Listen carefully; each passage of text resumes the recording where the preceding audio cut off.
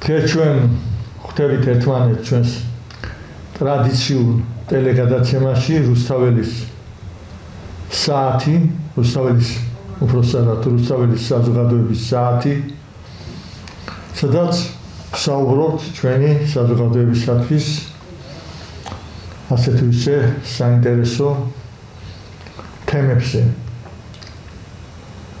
ჩვენი გადაცემა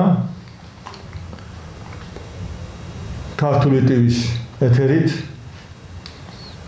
თქვენ შეგვიძლიათ ნახოთ ყოველ პარასკევს საღამოს 10 საათიდან. დღეს თქვენთან ეთერში ვიქნებით ლიტერატურათმცოდნე, ენათმეცნიერი, აკადემიკოსი ავთანდილ არაბული და მე რუსთაველის საზოგადოების ხელმძღვანელი მწერალი დავით შემოქმედელი. დღევანდელი ჩვენი საუბრის თემა გახლავთ საქართველოს აღმოსავლეთისა და დასავლეთის ზეგასაყარზე. აღმოსავლური და დასავლური ცნობიერება. მოდი დავიწყოთ ჩვენი გადაცემა და პროფესორ ჩვენი საუბარი მეტად ცნობილი მნიშვნელოვანი გამონათქვამით, რომელიც ეკუთვნის დიდ ინგლისელ მწერალსა და მოაზროვნეს ნობელის პრემიის ლაურეატს, აღმოსავლეთისა და დასავლეთის დიდად მცოდნეს რადიარდ კიპლინგს, რომ აღმოსავლეთი არის აღმოსავლეთი და ისინი ვერ გადაკვეთენ ერთმანეთს. მოდი ეს საკითხი განვიხილოთ ჩვენ, ბატონო ავთანდილ, ეს თემა, იმიტომ რომ მოიხსენებათ თავისთავად უნდა ვთქვათ, რომ აღმოსავლეთი და დასავლეთის განსხვავება თავარი რაც არის, ორი რამის მიმესახებავე, ეს არის სამყაროს ხედვა და ადამიანის ადგილი ამ სამყაროში. როგორ ხედავს ამას აღმოსავლეთი და როგორ ხედავს ამას დასავლეთი. აღმოსავლეთი, მოიხსენებათ, არის ზეცის კულტურა, აბსტრაქტული, მისტიკისა და კოსმიური ხედვის და დასავლეთი არის, როგორც მიჩნეული არის, სამყაროს უფრო მეტად კონკრეტული ახმებით, ადამიანის ინდივიდუალური ხედვით და მიწიერი კულტურა. თუმცა როცა აღმოსავლეთ და დასავლეთზე საუბრობთ, იქ რა თქმა უნდა ეს დეფინიცია ყოველთვის შეიძლება ასე კაცი არ იყოს და შეიძლება ეს უფრო მეტად შერბილდეს ან გარკვეულ ნაწილში აღმოსავლეთისა და დასავლეთის ეს მიდგომა არ იყოს სწორი.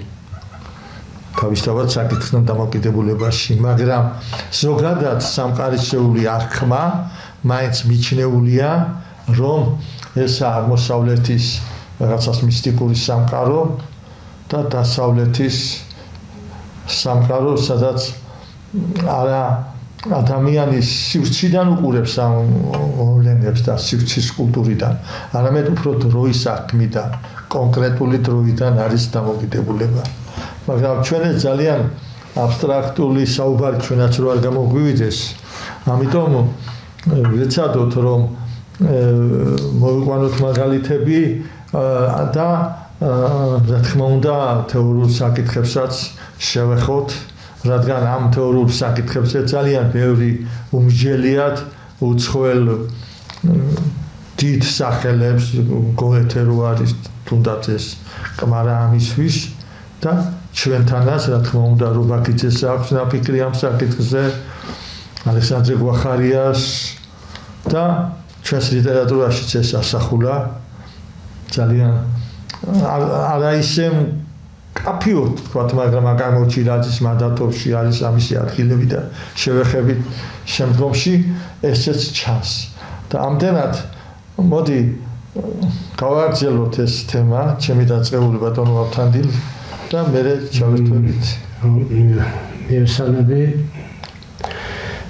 ჩვენი ტელევიზიის მაყურებელს, მოგესალმებით. ბატონო დავით, ეხლა თქვენ პირველივე დასაწყისის, პირველივე წინადადებიდან ძალიან მაღლა ასწიეთ, ასე ვთქვათ, ეს გადასაწყვეტი თამასას რომ იტყვიან. დიახ. იმიტომ რომ ფაქტობრივ განსაზღვრეთ, ეს ძალიან საინტერესოა ფილოსოფიურად, ეს დასავლეთ აღმოსავლეთის განსხვავება, ეს არის სამყაროს აღქმის თავისებურება. და იქვე თქვით რომ აი პირობითობა არის ამაში, ცხადია და ნებისმიერ კლასიფიკაციაში არის პირობითობა, ცხადია. თუ ზუსტ იმას ვერ ვაგნებს და ეს ერთ-ერთი ის თემაა, რომელიც ახლა მოგეხსენებათ რომ თქვენეული ეს დეფინიცია ჩვეულებრივი მომხმარებლისთვის, ასე ვთქვათ, ამ ცნებების სრულიად გაუგებარი იქნება, იმიტომ რომ ამ მაღალი მატერიებიდან არ ლაპარაკობს, როცა თანამედროვე თუ წინა საუკუნეების დაუშვათ ქართველი აღმოსავლეთს და დასავლეთს ამბობს, ან აღმოსავლურს და დასავლურს ამბობს, ცხადია ის ასე განზოგადებულად არ ხედავს ამას. ის რაღაცა უფრო კონკრეტიზებულად ხედავს ამ პრობლემას და აღიქვამს რაღაცას ისეთს, რომელსაც სჭირდება ესე იგი დაზუსტება, მატერიალიზება, შეიძლება ასე ითქვას, იმიტომ რომ რაღაც ცნებებში უნდა ჩამოყალიბდეს. ახლა მე ვფიქრობ, რომ აი ამ პასუხის გასაცემად ამ საკმაოდ ამორფული, ესე ვთქვათ, ეს ამ საკითხისათვის არის სამი კითხვა ძირითადი მაინც აი სამი ეს არის რომ აი მაინც პირველი ის არის რომ აი ეს აღმოსავლეთი და დასავლეთი, აღმოსავლური და დასავლური, რომელიც ჩვენთვის განსაკუთრებით ასე მტკივნეულია ქართველისთვის, იმიტომ რომ სულ აი ამაზე ამ გასაყარზე ვართ, ასე ვთქვათ, ისტორიულად. ეს პირობითია ეს, ასე ვთქვათ, ეს ოპოზიცია ამ ცნებების თუ ორგანულია. ზეგი ერთი აუცილებელი პირობა ეს არის.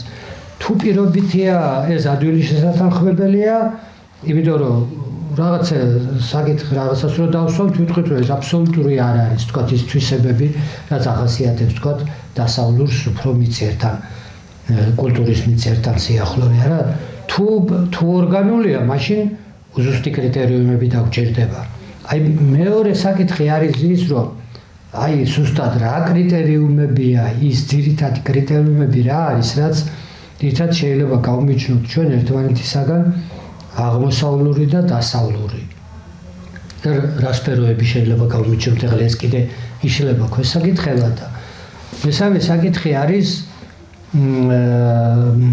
ის თუ რა ადგილი უკავია ქართულ კულტურას აი ამ საზოგადოდ ქართველს ამ აღმოსავლეთ დასავლეთის ამ მუდმივ კონფლიქტსა თუ დიალოგში, მუდმივ კონფლიქტში თუ შეიძლება ასე ითქვას, თუ ეს არის აი ეს მართლაც არის რაღაცის განსაზღვრელი, მაშინ ეს მუდმივი კონფლიქტი არა იმ გაგებით რომ და შეჯახება არამედ იმით რომ კონკურენცია გარკვეული და საპირისპირო რაღაცებია და ასე შემდეგ.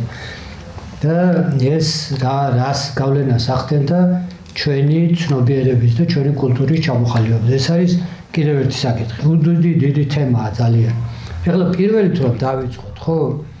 აი რა არის ეს პირობითია თუ ორგანულია? ეს დაპირისპირება აღმოსავლეთის და დასავლეთის. ახლა თუ ჩვენ ავიღებთ ასე ვთქვათ, გარკვეულ აი რაც ჩვენ ყველაზე უფრო ხელშესახებია გეოგრაფიულ საორიენტაციო კრიტერიუმს, ხო? მე სადაც ვარ, ხო, ჩემი აღმოსავლეთის მხარე არის აღმოსავლეთი და დასავლეთი არის დასავლეთი. ეხლა თუ ჩვენ აი ესე თუ ირონიად არ ავიქვამთ ამას და ასე გავიგებთ, ხომ ასე ავიქვამთ, საშუალო ქართველისთვის სწორედ ასე იყო, რომ აღმოსავლეთი იყო ის, რაც აღმოსავლეთით მდებარეობდა, ქვეყნები, ხალხები და ასე შემდეგ, საიდანაც საფრთხე მოდიოდა თუ კულტურა მოდიოდა, დასავლეთი იყო ის, რაც დასავლეთით მდებარეობდა და ასე აი ეს იყო, ხო? და ეს პირობითობა ცხადია, იმიტომ რომ ჩვენს ადგილზე სხვა რომელიმე, თქვა სომხეთი, სომეხი და ასე შემდეგ, ხო? ისიც ასევე განსჯის, რომ ჩემი აღმოსავლეთი არის აღმოსავლეთი და ჩემი დასავლეთი არის დასავლეთი, ხო? ხო, ეს გამოდის, რომ ეს არის ამისი ობიექტური მხარე არის მხოლოდ გეოგრაფიული მდებარეობა და ესა. ხო, და ასე მარტივად რომ არ არის ეს სრულიად აშკარა. მაგრამ მეორე მხრივ, აი რაც უნდა საკითხიც უნდა დაისვას. როცა ვამბობთ, რომ ამაში არის რაღაცა ძირეული და სიღრმისეული განსხვავება, მაშინ უპირველეს ყოვლისა მივდივართ იქით, რომ აი ხომ არ არის აქ კაცობრიობის ამ ხალხთა განსახლების და წარმოიდგინოთ ბაბილონის გოდოლის დაშლის შემდეგ ჩამოყალიბებული ხალხების და ერების ძირეული განსხვავება. აი ხომ არ არის ამაში რასობრივი თუ ეთნოკულტურული, ეთნოგენეტიკური, აი ეს ხომ არ არის. ანუ აქ პირველ რიგში საკითხი დადგება ასე, რომ რასობრივი რო არ არის სრულიად აშკარა. იმიტომ რომ ეს ასე არ არის განაწილებული, ეს წხვილი ასეთი ის არ არის. რაც შეეხება აი ეროვნულ მხარეს, ჩვენ ყველაზე მსხვილი, ასე ვთქვათ, ერთიანი მთლიანი საფუძველი ამ ჩამოყალიბებული ამ ეროვნული და სახელმწიფოებრივი წარმონაქმნების ეს არის ერთი მხრივ დაუშვათ ინდოევროპული, მეორე მხრივ სემიტური, მესამე მხრივ დაუშვათ აგერ თურანული ჯგუფი, მეოთხე მხრივ ჩვენი რომ ავიღოთ ჩვენ არ დავტოვოთ ეს კავკასიური, იბერიული კავკასიური თუ ყოველ შემთხვევაში ქართველური არა და ასე. და ავიღოთ ინდოევროპული. აი ამისთვის ძალიან საინტერესოა. ამ ინდოევროპულში შედის ერთი მხრივ ინდოგერმანული, გერმანული, აი ამ ევროპული ხალხების ერთობა, ერთიანობა, მეორე მხრივ შედის სლავების ერთიანობა ინდოევროპულში, მესამე მხრივ შედის ინდური ენები და ხალხები და მეოთხე მხრივ შედის ირანული, ასევე არის ინდოევროპული. და ეხლა თქვენ წარმოიდგინეთ, რომ უკვე ეს საკმარისია იმისთვის, რომ ამათ შორის, ამ ინდოევროპულ ერთი წარმოშობის ძირეულად ხალხებს შორის დავინახოთ აღმოსავლური და დასავლური. ხო? ეს სრულიად აშკარა. ანუ ეს არ მუშაობს.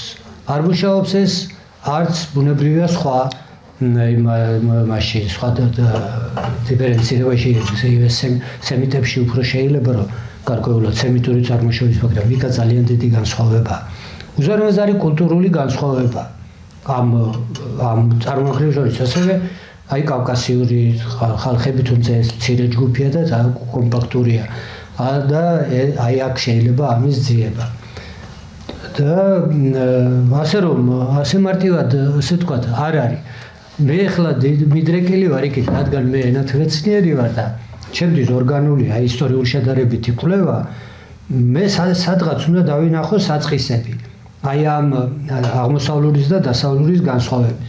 ან უნდა დავინახო პრეისტორიულ ხანაში, ანუ როდესაც ესენი დიფერენცირდებოდა და იქ იყო რაღაცა ეს საფუძველი, ან უნდა დავინახო დიფერენციაციის დაშლის შემდეგ, აი თქვა ინდოევროპული ხალხების დაშლის შემდეგ წარმოიშვა ის, იმიტომ რომ წარმოიდგინეთ, რომ გვაქვს ჩვენ უზარმაზარი ინდური კულტურა, ხო, რომელიც ნაწილი გამოდის, რომ ორგანული იყო, თავიდან ნაწილი იყო იმ საერთო ინდოევროპული საფუძვლით და მეორე მხრივ არის კლასიკური ბერძნული ლიტერატურა კულტურა, ხო?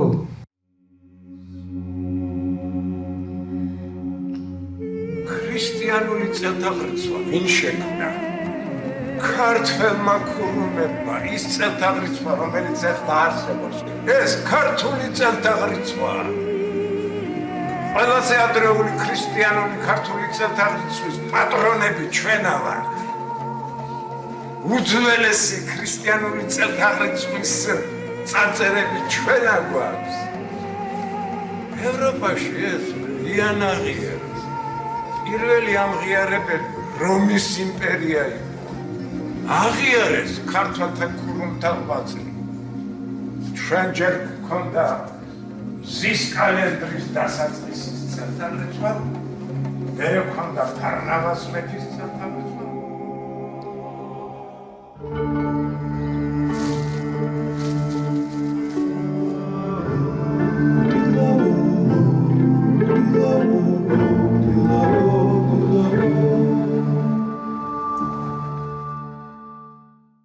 წარმოგიდგენიათ ესა და ეს ძირეულად საერთოა. მე კიდევ ეს ევროპული კულტურა. ახლა აღმოსავლეთი რო ავიღოთ. აღმოსავლეთი განსაკუთრებით მრავალფეროვანია. ამასაც გავუსვამ ხას, იმიტომ რომ დასავლურში უფრო გულისხმობთ რაღაც ერთგვაროვან მოცემულობას, კულტურულს და აღმოსავლეთი არის რამდენიმე ისეთი დამოუკიდებელი კულტურული წარმოდგენა, რომ პირდაპირ გაოგნდები ადამიანი. ახლა ჩვენ ვილაპარაკეთ იმის შესახებ, მაგრამ აგერ გვაქვს ჩინური უძველესი ცივილიზაცია, აგერ გვაქვს იაპონური, ხო?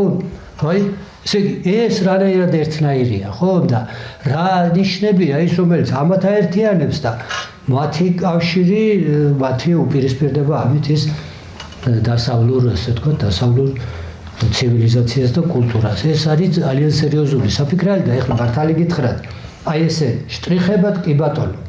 არაჩვეულებრივად აქვს წერილებს განსაკუთრებით ეს რაღაცა უცებ მოხაზავენ გრიგოლ ოპაგიძემ როგორც იცით, მაგრამ ამას რომ პასუხი ჰქონდეს გაცემული, ჩემთვის საკმარისი. მე ეს არ ვიცი. ახლა თქვენ სწორად დააკნეთ საკითხი, რომ ეს ალბათ იმ პრეისტორიიდან უნდა იყოს ეს გამოხატული.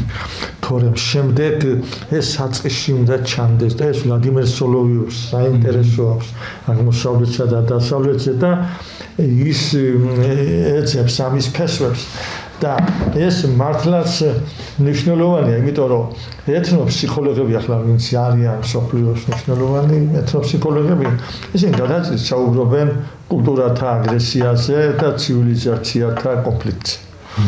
მაგრამ არიან ისეთებიც ერთეულები, მაგალითად მე მილაპარაკე ამ თემაზე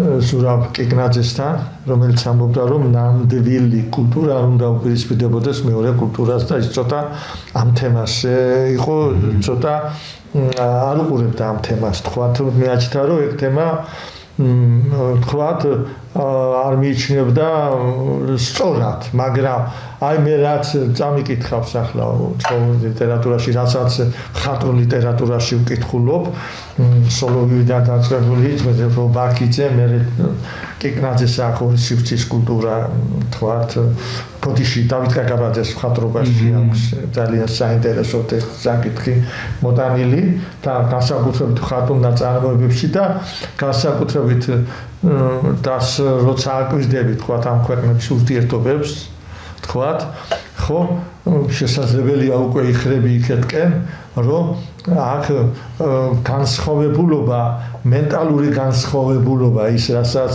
ნიშნავს ის, თქვათ, აღმოსავლეთში როგორი დამოკიდებულება აქვს, როგორი კონსერვატორული დამოკიდებულება აქვს ტრადიციის მიმართ და მოვალეობის მიმართ. და დასავლეთში რამდენად უტრირებულია ადამიანის უფლება, პიროვნული მე. აღმოსავლეთში ეს პიროვნული მე უფრო მიერთებული არის ღმერთთან. ღმერთთან კი დასავლური რელიგიაც ამას ამბობს, მაგრამ რომ უფალში ყავთ თავისუფალი, მაგრამ რობაქიძე ამბობს საინტერესოდ, რომ აღმოსავლელი ღმერთს უყურებს დახუჭული თვალებით. სადაც უფრო მეტი არის აი ინტუიტურად მინდობა. და აი დასავლეთის ღმერთს უყურებს გახელილი თვალებით. აი ეს მომენტი, ხო და რაც შეეხება ახლა ჩვენ აღმოსავლეთის აგრესიის ქვეშ ვიყავით, მაინც მოსაზღვრე ქვეყანა იყო ეს ირანი და ეს მდგომარეობა და ომები და აქ ჩვენ ბატონო კატაკლიზმები და უცნაური რამ არის თქვათ ქართველი ადამიანი ახლა როდესაც ლაპარაკობენ მართლა ასე მწვანე და ცივილიზაციათა დაპირისპირებებზე მიუხედავად იმისა, რომ ჩვენ ასეთი ეს ახლა მე ამით არ ვიქნები თქვათ პიონერი ამას რომ ამბობ და მე ახალს არ ვიტყვი, მაგრამ ეს ხომ ცნობილია, რომ როდესაც ჩვენ ირანთან ასეთი მძიმე დამოკიდებულებები გვქონდა და ომები გვქონდა, თქვათ ჩვენ ფირდოუსის შაჰნამეს გმირების სახელებს ქართველ ბავშვებს ვარქმევდით. და ამის ბევრი შემთხვევა არის და მე მგონი კი არა ასეა რომ ერთ-ერთი პირველი საქართველოში ითარგმნა დიდი აღმოსავლური პოეზია და ამერიკაში და იმაში ისედაც ისინი ახალი ქვეყნებია, მაგრამ მე გადადის ეს და ჩვენი ორიენტალისტური მიმართულება თქვა და ჩვენი დამოკიდებულება აღმოსავლური კულტურასთან და ჩვენი ორიენტალისტები მსოფლიოში ერთ-ერთი სასახელო ყავს ჩვენ აღმოსავლური პოეზიის მცოდნეები და თარგმანები ჩვენთან და ამიტომ იმ ფონზე რაც მსოფლიოში არის უფრო მეტიც მაგალითად ძალიან ბევრი წერილები არსებობდა ასეთი რომ როდესაც მოხდა ტერორისტული აქტი საფინანსო ცენტრზე ვაშინგტონში და ამა ეს ჩატარდა აღმოსავლეთიდან პირდაპირ წერდნენ რომ ეს არის აღმოსავლური სივრცის კულტურის აგრესია დასავლურ პოსტმოდერნულ დროის ესე იგი კულტურაზე და ამ დროისათვის ჩვენ როდესაც ჩვენს ვეფხისტყაოსანში და ზოგადად ჩვენს კულტურაში გამოვავლინეთ იმას რომ ვიყავით უფრო მეტად ფორმით აღმოსავლური და ფინანსით და ფილოსოფიით და დასავლური და ამ ორ კულტურას ასე ჰარმონიულად ვითავსებდით აქ ჩვენ მე ხშირად ვიფიქრია რომ აი კულტურათა დიალოგები ახლა ძალიან ისა სოფლიოში ძალიან ამ თემაზე ბევრი საუბრობს რომ საქართველოში გაიმართოს რაღაცა სოფლიო მნიშვნელობის ისეთი სიმპოზიუმები, რომ აღმოსავლურ დასავლურ კულტურათა მიმართება და საქართველო როგორც რაღაც მშვიდობის ცენტრი, რომ საქართველო იმ აგრესიიდან რაც ჩვენ გვაქვს ჩვენს ქვეყანაში, თქვა და ერთ-ერთი ცხელი წერტილი ვარ ჩვენ სოფლიოში, ვრჩებით რა თქმა უნდა რომ ვიქცეთ რაღაც მშვიდობის ცენტრად და ვაჩვენოთ სოფლიოს რომ როგორ შეიძლება ჩვენთან არსებობდეს ერთდროულად ქართული აღმოსავლური და დასავლური კულტურა და ეს ურთიერთობები. რა თქმა უნდა თქვენ ზუსტად თქვით რომ ადამიანს სჭირდება უფრო ცოცხალი მაგალითი, უფრო ესეთი დეფინიცია საჭიროა და ეს ამბავი ალბათ საკვლევია კიდევ უფრო მეტად და ამას ფსიქოლოგიურად ლიტერატურაში ამის ბევრი მაგალითები გვაქვს ჩვენ. პირიქით ახლა აკამორჩილაძის მანდატებში ერთი გმირი ეუბნება მეორეს რომ თბილისი ვერ გახდება პარიზიო. იმიტომ რომ მე ამდენ წლიანი თურქეთი მყავდა გვერდში და ეს ურთიერთობა მქონდა და ეს რა თქმა უნდა მოქმედებს და ბუნებრივია. მაგრამ აი როცა ერთიანობაზე ვსაუბრობდი მე ლადვასათიას აქვს ერთი ათასი სტრიქონი სადაც ძალიან ჩანს რომ ჩვენ როგორი ვიერთებთ ერთმანეთთან აღმოსავლურ და დასავლურ კულტურას.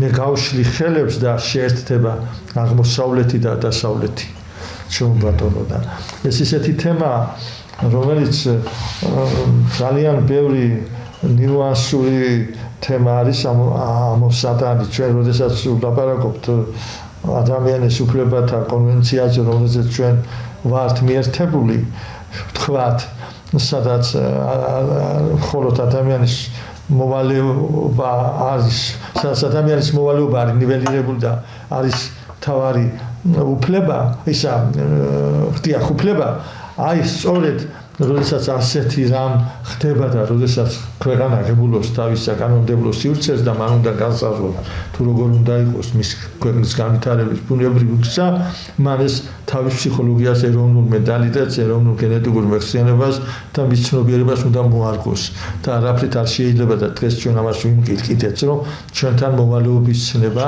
ის რაც აზიელს უფრო მეტად დაახაქცენტირებული და მე მგონი ეს ასია ვიდრე დასავლელს მოვალეობის ცნება სამშობლოს დედის, მამულის, ქვეყნის სარწმუნოების წინაშე, თავისი აზრთწესების წინაშე, ამის დაბლაგდება, რა თქმა უნდა, ეს ერის ჩვენს ქართულ ეროვნულ მენტალიტეტს ცulis დაზიანოთ. და მე ვფიქრობ, რომ ამ ხრივად საფიქრელია, რადგან ჩვენ მომავალი კვლავ საკანონმდებლო სივრცეს ჩვენ ჭირდება მისი გაფართოება და ამ ხრივ უნდა ვილაპარაკოთ, იმიტომ ეს არ უნდა მივცეთ არაბუნებრივი განვითარება, ერი ამაზე წინააღმდეგობას წერს და ეს ფიქრობს დასაფიქრებელია. ხო, მე ახლა ბატონ დავით უნდა ჩავეჭიდო, ასე ვთქვათ, ერთ თქვენს ისე ერთდებულებას, რომელიც გულისხმობდა განსხვავებულ დამოკიდებულებას ღმერთის ღვთის მიმართ, სარწმუნოებრივი მხარე. კი ბატონო. აი, ყველაზე მეტი, ასე ვთქვათ, შეიძლება საფიქრალი იყოს ამ, ასე ვთქვათ, ამ დაპირისპირება, ამ განსხვავებაში სარწმუნოებრივი დამოკიდებულებას, სარწმუნოებრივი შინაარსი აღმოსავლელის და დასავლელის.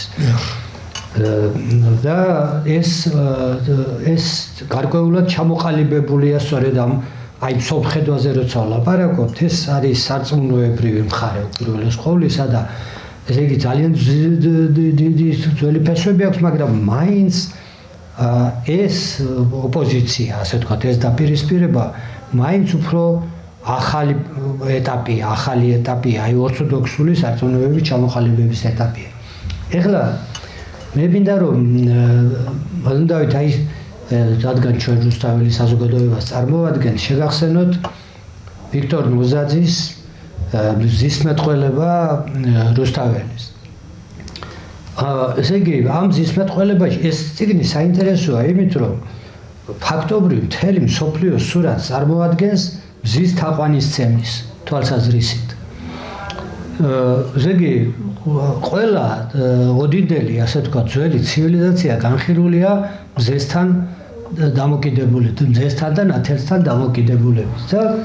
და საოცარია, უცნაურია, რომ აი ამ მხრივ თითქმის არ არის განსხვავება აღმოსავლურსა და დასავლურ აი ამ ძირეულ ძველ კულტურებს შორის. თვალის კულტით შემოდის. და თვალის კულტი ცხადია, მაგრამ იმიტომ რომ ის მზესთან ერთად აუცილებლად შემოდის. მაგრამ აი მთავარიც არის, ესე იგი, დავიწყოთ ჩვენ ზოროასტრიზმიდან, ხო? ზოროასტრიზმის ეს არის ეს ძირითადი სარწმუნოება, რომელიც ჩვენ ძალიან აქტიურად და თუ შეიძლება ასე კინოებულადაც შეგვახო, ხო? შემდეგ ამას მოსდევს მითრას კულტი, რომელიც პირდაპირ არის ამაზე დაფუძნებული, ხო? ეს არის. და ახლა წარმოიდგინეთ, რომ ბერძნულ ცივილიზაციაში ასე მზის ჰელიოსის ცენტრი, ხო? ეს არის ფაქტობრივ ამ მსოფლმხედველობის საფუძველი. და ნებისმიერი კიდევ ახლა იქ განხილულია ნებისმიერი და ჩვენ ქართული სინამდვილე რომ ავიღოთ, ძალიან გაგვიჭირდება ვთქვათ, რომ ზოროასტრიზმზე და ვთქვათ მაზდიანურ იმაზე გავლენებზე და რაღაცებზე ლაპარაკი სხვა არის იგივე მითრას კულტის გავლენაზე ჩვენს რაღაც ისტორიები, მაგრამ მე ლაპარაკობ წმინდად მზისა და თვარის თაყვანისცემაზე, გაღვთაებრივებაზე, ჩვენს უძველეს წვენაწარმოდგენებში და ფოლკლორში და დღეთა სახელებშიც კი, ხო? მზედედაა ჩემი და ასე შემდეგ, ეს ხო და ბჟაშტღა და თუთაშხა და ასე შემდეგ, აი მეგრულში და სვანურში რომ არის დღეების სახელება წარმოდგენილი. მთელი კალენდარი არის ამაზე აგებული და როგორ შეგვიძლია ჩვენ ვთქვათ, რომ ეს არ არის ჩვენი დამოუკიდებელი, ჩვენ როცა ვლაპარაკობთ, ვთქვათ, არმაზის კულტი და ასე შემდეგ, როცა ვაბობთ, იქ ადვილია იმაზე ლაპარაკი ისეთ დროს არის ეს წარმოქმნილი, რომ გავლენებზე და ასე შემდეგ მომდინარეობს საიდანღაც და ასე, მაგრამ როდესაც ვამბობთ მზისა და მთვარის ასე ვთქვათ ამ ორი უმაღლესი ღვთაებრივი გამოხატულების ქართულ ენაში და ქართულ ხელოვნებაში ხო კვალზე ამ როგორ შეგვიძლია ვთქვათ რომ ეს არის საიდანღაც მოტანილი და არ არის ორგანული ქართული მით უმეტეს რომ მთელ ორნამენტიკაში ხო ჩვენი ბორჯღალი რომელიც იგივე ბარჯღალა და ბარჯღალა მზეა მზის ორნამენტია რომელიც ყველაფერზეა ფაქტობრივ გამოხატული და უძველესია ჩვენს ორნამენტიკაში ჩვენს მითოლოგიაში ჩვენს ასევე ძვენა წარმოდგენებში და ამავე დროს იგივე სიმბოლოები ხო უძველესი სახით რომელიც აგეთ თრიალეთის გათხევშიც კი აღმოჩენილი ჩვენ წელთაღრიცხვის ხვამდე მეორე 1000 წლეულში აი ეს სვასტიკას რო ეძახენის უძველესი უმარტივესი გამოხატულება მზის გამოსახულების ხო ეს არის აღმოსავლეთი და დასავლეთი აი ეს იძლევა რაღაცა ისეთ რაღაცას რომელიც შეიძლება გარკვეულად აბათილებს იმას მაგრამ ამავე დროს როდესაც ყალიბდება აი უკვე მე გადავდივარ იქით მე მინდა რომ განსაკუთრებული აქცენტი გავაკეთოთ სწორედ აი ამ კლასიკური სარწმუნოებრივი მიმართულებების ჩამოყალიბებას რომელთაც დაეფუძნა კულტურა, ხელოვნება და მათ შორის ლიტერატურა. შემდეგ ჩვენი აი ეს რელიგიები, ეს ორთოდოქსული რელიგიები ხო აღმოსავლეთშია წარმოშობილი. თავისი გენეზისით ის არის აღმოსავლური, მაგრამ განსაკუთრებით რაც შეიძლება გვაინტერესებდეს ჩვენ რომ ქრისტიანობა ასეთ მძლავრ საფუძვლად განვითარების ცივილიზაციის საფუძვლად იქცა დასავლეთში.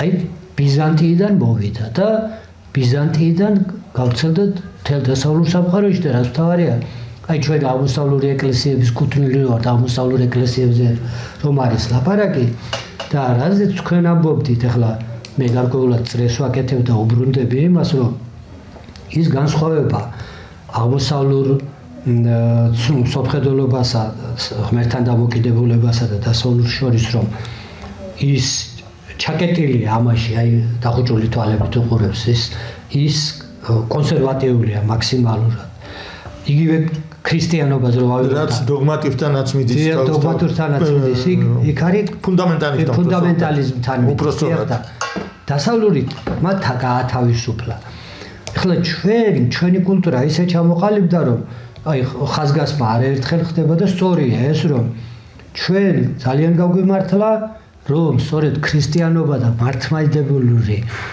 მიმართულებით სადაც ენისა და კონფესიის თავისუფლება იყო თავარი პირობა ჩვენი ეროვნული თავისთავადობის ეს იყო ძალიან მნიშვნელოვანი და სწორედ ამან განაპირობა ის რომ ამ დასავლურ წიაღში ერთი რელიგიის ქრისტიანობის საფუძველზე ჩამოყალიბდა სულ სხვადასხვა კულტურული ასეთი ნაირსახეობანი ძალიან თავისებური ძალიან მაგრამ ამავე დროს ეროვნული შემცველი და მრავალფეროვნება დასავლური კულტურების და ეს არის სწორედ განმაპირობებელი იმისაც რომ აქ წარმოიშვა აღმოსავლური გენეზისი აქვს რენესანსი მაგრამ რენესანსი აღმოსავლეთში ვერ განვითარდა რატომ? იმიტომ აი ჩაკეტის გამო. დასავლეთში რენესანსმა მიაღწია წარმოუდგენელ სიმაღლეებს და აი აქ უნდა ხედავდეთ ჩვენ აი ქართული კულტურის ესეთ რაღაც ცენტრალურ როლსაც.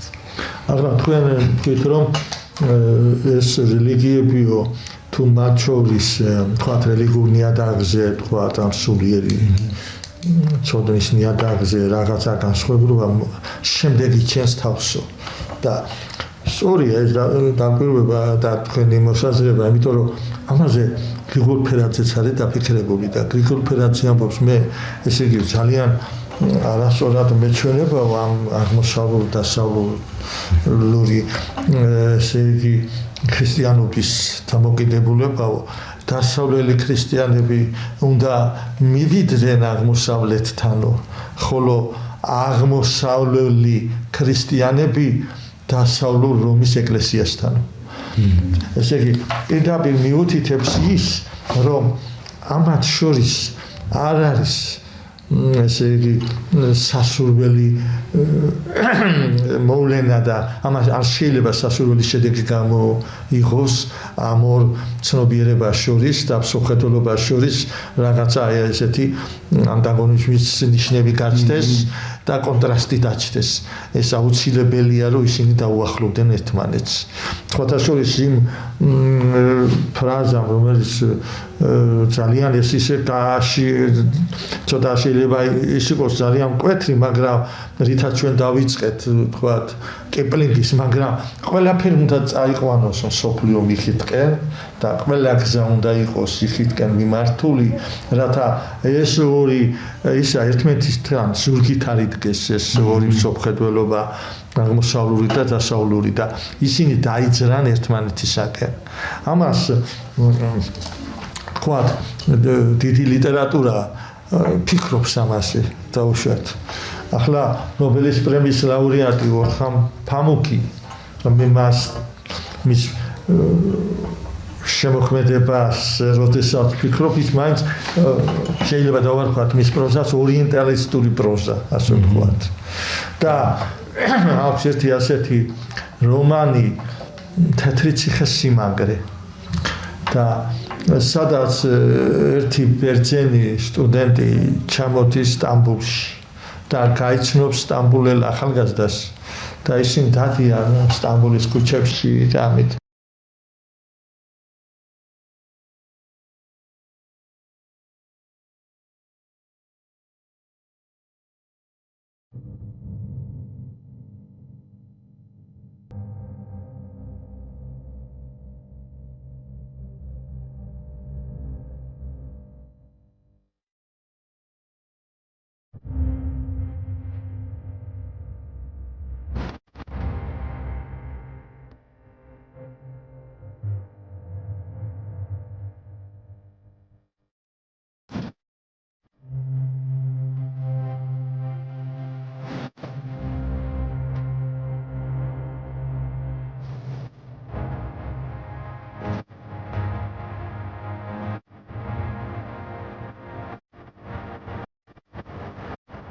ყველგან სადაც საქართველოა. დამეგობრდებიან მე ერთმანეთთან, დადიან და მე ერთად ჩაიკეტებიან და ასე თვეობით არიან და უცბად გადადის ფანტასტიკაში და აღმოჩნდება, რომ ეს ერთი პიროვნება. ორივე არის ერთი პიროვნება. ხო და მეორე რომანი აქვს, მე მქვია წითელი, რომელიც ფამუკის ყველაზე დიდი ნაწარმოებია, ასე ვთქვათ, ვისაც მას ნობელის პრემიაც მიეკუთვნა და ის ახლა ფორმით აკუტაგავას ნაწარმოებს გავს, სადაც პერსონაჟები ერთ და იმე მოვლენას აღწერენ, თქვათ ეს თანამედროვე მსოფლიოსთვის მნიშვნელოვანი აქცია, იმიტომ რომ ჩვენ ახლა აღქმების და სიმულაკრების ეპოქაში ვართ და ეს აკუტაგავას პრინციპის ხომწერაცაც გამოუყენებია, ძალიან მნიშვნელოვანია დღეს ყიდება სწორედ ეს. იმდენი სინამდვილეა, რამდენი აღქმელია და როგორ აღიქვა ამას. და საერთოდ როდესაც თვალდახუჭულიო რომ ამბობს ბაკიძე, აი თვალდახუჭული უყურებსო ისო, თო დიდი ირანელი მხატვრები, რომლებიც თქვათ აღწევდნენ უმაღლეს საფეხურს, მე ხდებოდა ისეთ რომ თვალს იბრმავებდნენ. ამის ბევრი ისტორიული მაგალითები არსებობდა. ისინი უკვე როგორ ხედავენ საგანს წარმოდგენით. არა ისე თუ ვიზუალურად აღიქვა, არამედ საერთოდ ამ სიბნელეში სინათლით როგორ ხედავენ ამ საგანს და ახლა მაგათ კულტურაში ძალიან მაღლად განვითარებული არის წიგნის მხატვრობა. არშიებზე როგორ ხატავენ და სწორედ ამ ცნობიერების, რაზეც ჩვენ ვსაუბრობთ, ცოცხალ მაგალითს იძლევა ერთი ასეთი, რომ მე ვთქვი, რომ ყველა გმირი ლაპარაკობს და იქ არა მარტო ცოცხალი გმირი ლაპარაკობს, სცენარებიც ლაპარაკობს. და წიგნში ჩახატული ხე, რომელიც ჩახატულია, ხე ყვება საკუთარ თავზე და ის ამბობს, რომ მეო არ მინდა ვიყო ხე ჩვეულებრივად ისე როგორც დასავლელი უყურებს, ვაშლი, მსხალი, ადამიანი, თქვათ, ლეხვი. არამედ მე მინდა ის ხე კი არ უნდა ვიყო კონკრეტული ხე, არამედ მინდა ვიყო ხის იდეა. ისე როგორც მას ხედავდა ალახი პირველ ყოფილი ჩვენთან შეგვიძლია შემოვიყვანოთ მამა ღმერთის მიერ დანახული იდეა ყვათხის და მე მინდა ის ხევიყო ეს დაახლოებით მოგავს პლატონის იმას რომ იდეები რო არის მაგრამ გამოკიდებულია იდეები და იდეების ზებოთ არის ღმერთი და მე ჯერ ჩანს იდეები ვიბადება და მოდის იდეათა ველი უბრალოდ ხო და ამიტომ მე არ მინდა ვიყო ხე იმის გამო რომ მე რომ კონკრეტულ ხეს ვგავდე იქ პიტაბი და შეწერია და ტექსტ გამოვიყენებ შეიძლება და მოვიდეს საქონელი და უკაცრავად და მომაშართოს იმიტომ ნამდვილი ხე ვეყვნო ამიტომ მე მინდა ხისიდია ვიყო და იქო აღმოსავლეთში უნდათ დახატონ ქალი ზოგადად ქალის სილამაზე ხო და იქ დასავლეთში დიდგვაროვანი ქალები უამრავ ფულს ხარჯავენ იმისთვის რომ მხოლოდ ის დახატონ მე ვფიქრობ აი ხატული ლიტერატურა ძალიან ცხადად იძლევა რომ ერთაშორის სურათი დახატოს და კვათრად გვიჩვენოს ვიდრე ვთქვათ ზოგიერთი დიდი ლოსოვი იქნება, ბახტინი იქნება, თუ სოლოვიოვი იქნება, თუ ფუკო თუ დერიდა, ვიდრე იმათ ფილოსოფიურ ნარკვევებში ჩვენ კითხულობთ ამას, აქ რაღაცა ილუსტრაციულად მოდის ყველაფერი დავუშვათ. ჩემ ბატონო. ხო, ეხლა აი ჩვენი მაინც ჩვენ გვაინტერესებს დამუდრევად ჩვენთვის ტკინეული საკითხია ეს თუ შეიძლება ასე ითქვას, სულ შეგვახსენებენ ამას. დასავლეთიდან თუ აღმოსავლეთიდან და ასე შემდეგ, ხო? სადა ვართ ჩვენ და ჩვენ ერთ გადაცემაში თქვით კიდევაც რომ ესე იგი ჩვენ სულიერი კულტურის თვალსაზრისით დასავლეთს ვეკუთვნით ნამდვილად. ესე იგი რატომ? იმიტომ რომ ჩვენ რაც ქრისტიანობა მივიღეთ, მას შემდეგ ჩვენ ამ კულტურის ნაწილი ვართ. ის როგორც მოვიდა და პირიქით ჩვენ გავხდით ერთ-ერთი მთავარი შემოქმედი ამ ქრისტიანული კულტურის, დასავლური ქრისტიანული კულტურის. ეს საოცარი რამე შეიქმნა. მაგრამ აი ქართული კულტურის ყველაზე უფრო ასე ვთქვათ სიმბოლური განმასახიერებელი და ზოგადი განმასახიერებელი ცხადე არის ჩვენი გენიოსი შოთა რუსთაველი. განსაკუთრებით ამ თვალსაზრისით არის, ეხლა ჩვენ დავანებოთ მის იდეებზე საუბარს არც დრო არის, არც ამისთვის ახლა და არც თემა ასე, მაგრამ აი ამ აღმოსავლურ-დასავლური სინთეზის თვალსაზრისით ისეთი შედევრი, ისეთი შედეგი, როგორც რუსთაველმა მოგცა, იშვიათია. ეს არის სწორედ საუკეთესო გამოხატულება, როგორ შეიძლება იყოს რაღაცა ძირითადი ელემენტების თვალსაზრისით აღმოსავლური შემოქმედება და იყოს ესე იგი იდეურად შინაარსობრივად დასავლური. აი ძალიან საინტერესოა ეს და ეს არ უნდა იყოს შემთხვევითი რუსთაველს როგორც ჩანს ყველაფერი ჰქონდა გააზრებული სიტყვიდან დაწყებული და თავარი იდეებით დამთავრებული რას და რისთვის გაკეთებდა. მან მისთვის აღმოსავლეთი არის ძალიან საოცარი დიდი ასპარეზი ამ თავისი იდეების გამოსახატავად. ჯერ ერთი მან აიღო ეს მისი სამოქმედო არეალი დასავლური ქვეყნებია. დასავლური ეს არის კულტურებია, ასე ვთქვათ. აქ არის მისი ასპარეზი.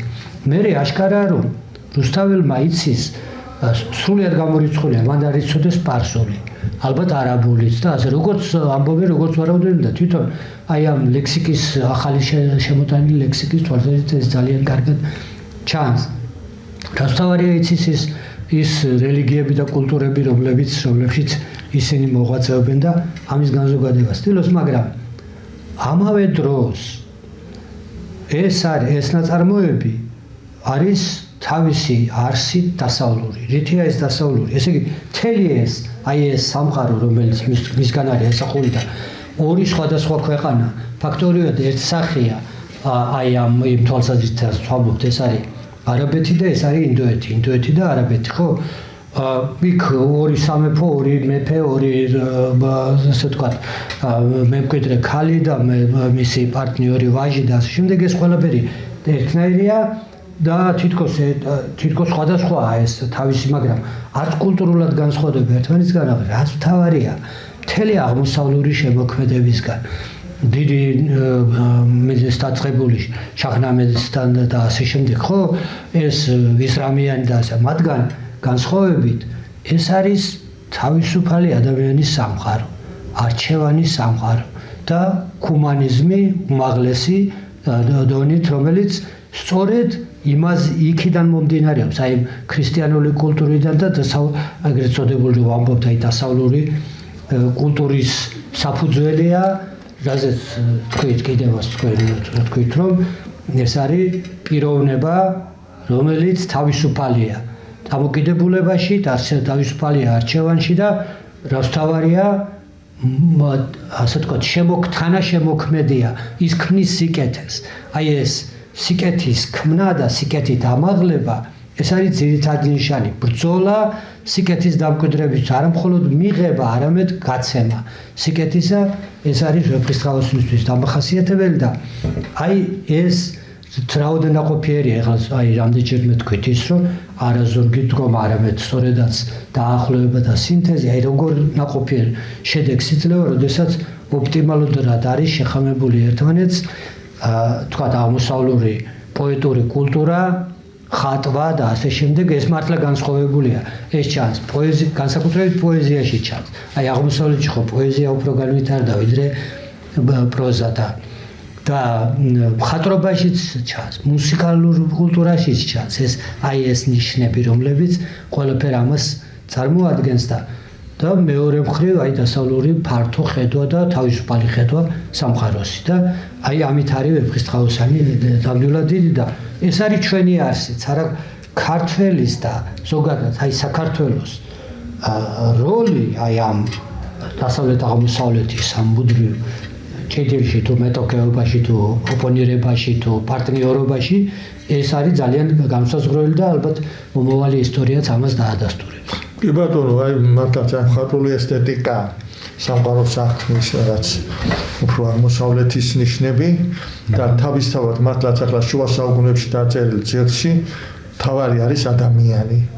მაშინ როდესაც როგორი სამეფო ის იყო თქვათ ინსტიტუტები და როგორი იყო ფეოდალური და მან უფრო ადრე ფეოდალურ სამყაროში ეს ინსტიტუტები ერთი ადამიანის ცრემლი როგორ ხდება, ესე იგი სამეფო დინასტიისათვის ესე იგი ფიქრის საგანი, ეს ჰუმანიზმი დაუშვათ, რაც მერე და მერე წამოვიდა უფრო მეტად რენესანსში და როგორ ჩანს ეს შუა საუკუნეების ცენტრში და თქობა თავის ხედვაც ჰქონდა ამის, ცოდნაც ჰქონდა ამისი და ინტუიტიულადაც ხსნობდა და თავისთავად რომ ჰარმონია შეინარჩუნო, ეს ალბათ ამური კულტურათან არსებობა უფრო მეტად ინარჩუნებს ადამიანს ჰარმონიას, ეს სულიერის და თქვათ პრაგმატიზმის, თქვათ ეს ამთან დიდი სახეში ჩანს, სულიერი და პრაგმატიზმი და ჩვენი ქრისტიანობიდან კონკრეტულად ჩვენს მართლმადიდებლური ეკლესია სწორედ გვიჩვენებს ერთდროულად ზეციურს მაცხოვარს და მეორე შემთხვევაში მოსულს ჩვენთან მიწაზე და კაცებრებს. აერთიანებს ორივეს ზეციურსა და კაცებრებს. ასე რომ ამ ხრივ ქართული კულტურა მართლაც არის ძალიან მნიშვნელოვანი, უნიკალური და ჩვენი ფერი გვაქვს ამ სამყაროში. ამ დასავლურ აღმოსავლურ კულტურათა ზეგასაყარზე. ამით ძვირფასო ტელემაყურებლებო ჩვენი გადაცემა დასრულებულია. მე მინდა მადლობა უთხრა ჩვენს ძვირფასთან მოსაუბრეს, ლიტერატურამცოდნეს, სენათმეცნიერს, აკადემიკოს სამთანდილ არაბულს, დღევანდელ გადაცემაში რომ ჩემთან ერთად იყო თქვენ წინაშე. გმადლობთ ყურადღებისათვის, მომავალ შეხვედრა. ახონდის.